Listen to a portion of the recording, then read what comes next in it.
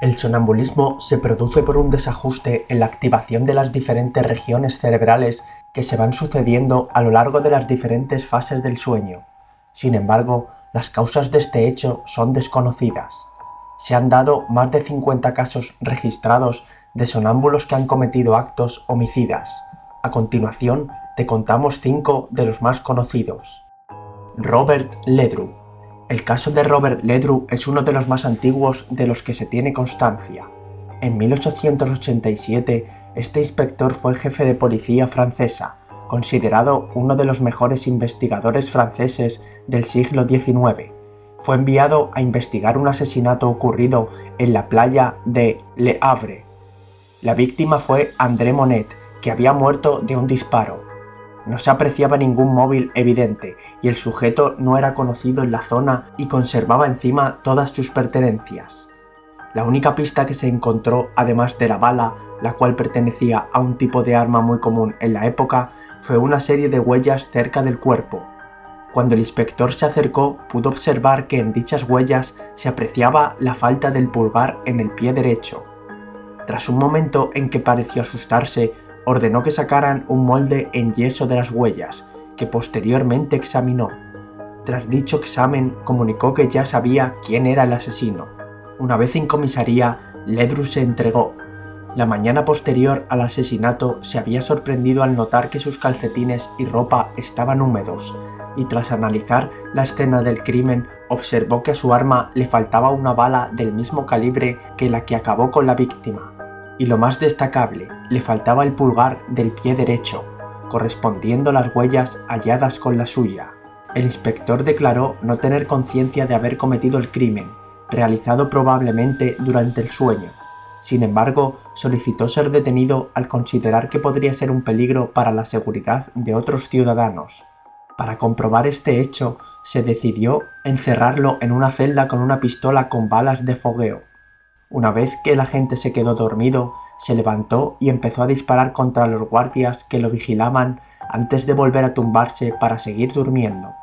Se consideró cierto y se decidió que pasaría el resto de su vida recluido en una granja a las afueras, vigilado bajo control médico.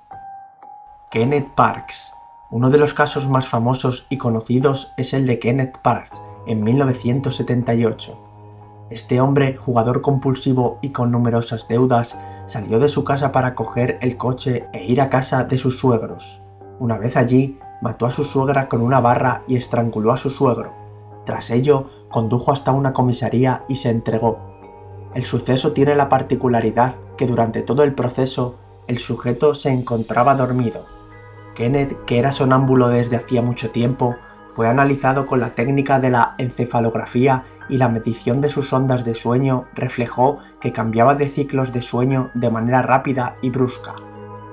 Estando en un periodo de sueño no profundo, pudo cometer los actos sin tener conciencia real de llevarlos a cabo. Fue declarado inocente. Simon Fraser. Otro caso conocido es el de Simon Fraser, quien estando dormido soñó que una criatura intentaba asesinar a su hijo. Aparentemente, intentando protegerlo, atacó a la criatura y poco después recobraría la conciencia para descubrir con horror que había matado a su hijo aplastando su cabeza contra la pared. Fraser tenía un historial previo de actuaciones violentas durante el sueño. Había atacado a su padre y a su hermana e incluso se había autolesionado mientras dormía.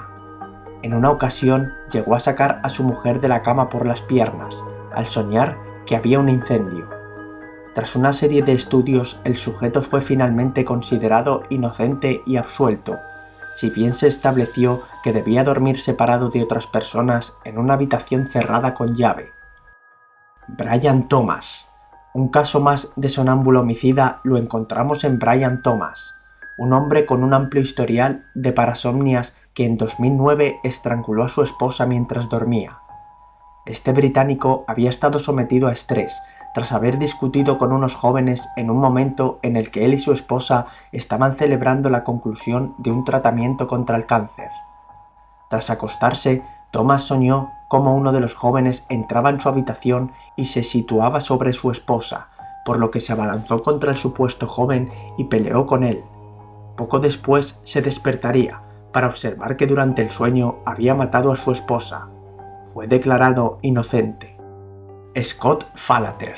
Un caso de presunto sonámbulo homicida lo encontramos en la figura de Scott Falater, quien en 1997 apuñaló hasta en 44 ocasiones a su esposa, tras lo cual lo arrojaría a la piscina y guardaría el vestido manchado de sangre en el coche.